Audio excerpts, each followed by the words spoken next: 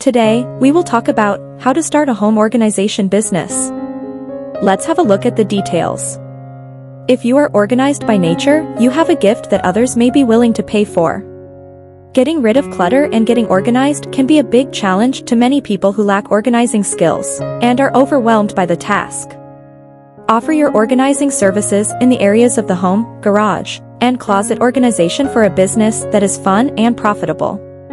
Research the industry and your local market. The National Association of Professional Organizers provides information on how to start a home organization business, as well as lists of organizers in your area. You could choose to specialize in a specific area, like a garage, home office, or closet organization. Volunteer your time to get experience and build a portfolio.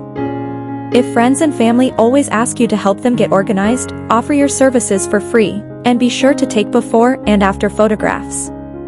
Volunteer your services at local retirement homes and other agencies.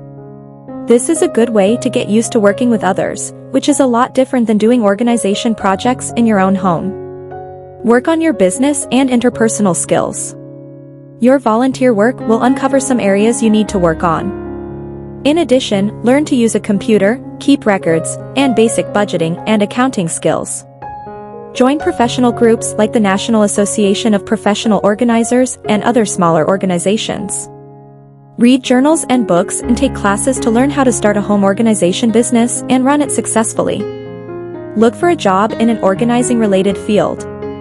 Working as an administrative assistant, event coordinator, or any job that requires organizing people and resources will lend credibility to your experience.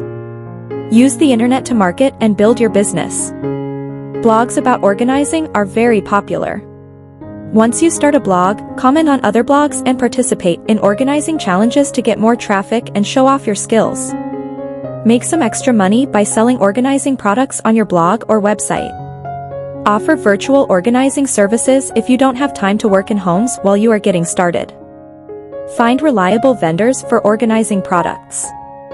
Look for different alternatives to fit your clients' styles and budgets. Seek wholesale opportunities that will give you enough stock for your projects as well as some items that you can sell at a profit. Develop a system for ordering supplies and equipment quickly as needed. Get certified by the National Association of Professional Organizers. You'll need to satisfy educational and work experience requirements and pay a fee. Membership benefits include training, resources, and listing in the directory. Get advice about taxes, finances, insurance, and business setup.